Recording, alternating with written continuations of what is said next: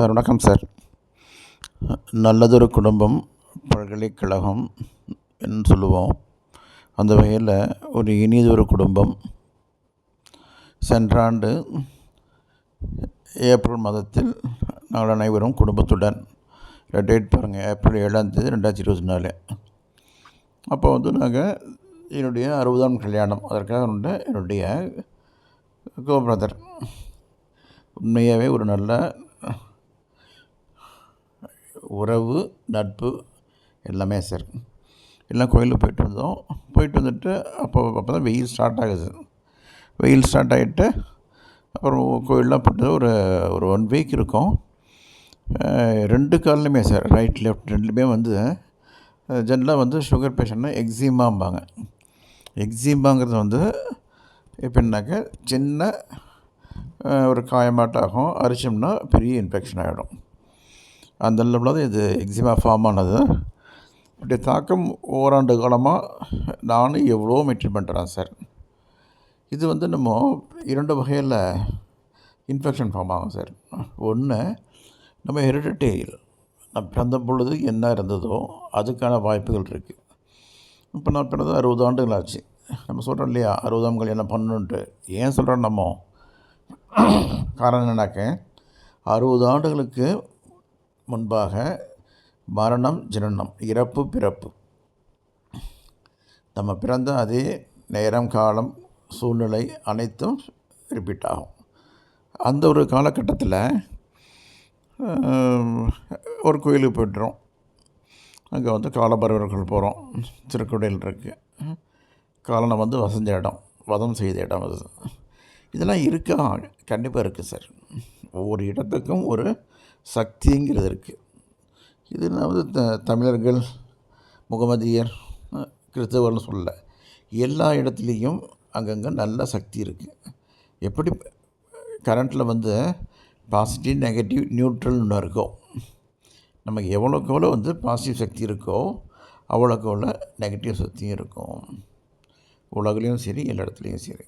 அதே மாதிரி நம்ம பாசிட்டிவும் போகணும், நெகட்டிவ்லையும் வேணாம். அது நியூட்ரலில் இருந்துட்டோம்னாக்க, அப்போ அந்த நியூட்ரலை தான் நம்ம சொல்கிறோம் சூனிய நிலை, நடுநிலைமை. வடக்காலையும் போகணும், தெற்காலையும் போகணும், நடு அப்படிம்பாங்க. அந்த நிலைமைக்கு மனிதன் தன்னைத்தானே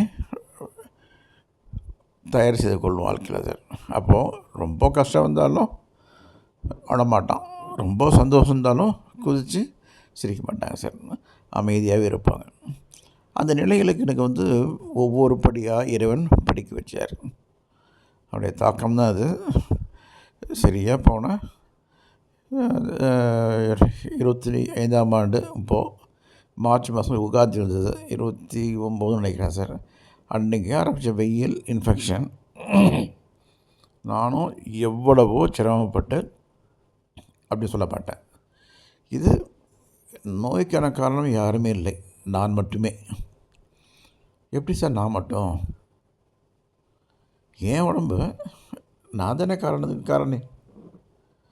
அது ஒரு காரணம் தானே. புற காரணியில் கிளைமேட்டு, நம்ம மரத்தெல்லாம் வெட்டிட்டோம், இயற்கையே இல்லை.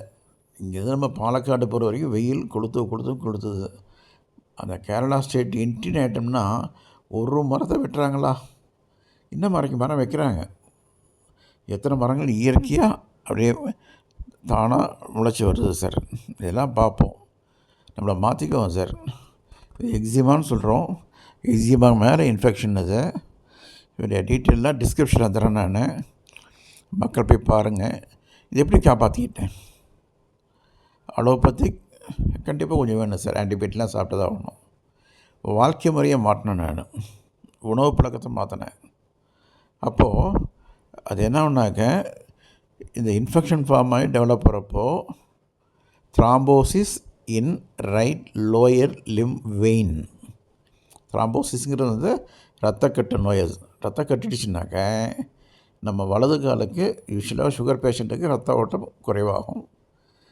அதுலேயும் ரத்தம் போயிட்டு மேலே வரணுன்னா ரத்த கட்டாயிடும். ரத்த கட்டாயிடுச்சுன்னா ஒரு ஸ்டெப் எடுத்து வெளியே வைக்க முடியாது. அந்த சூழ்நிலையில் இது ஒரு மினி ஹாஸ்பிட்டல் மாதிரி நண்பன் வந்தார். அவர் பார்த்து சொன்னார், இன்றைய தினம் வந்து 25/4/2025.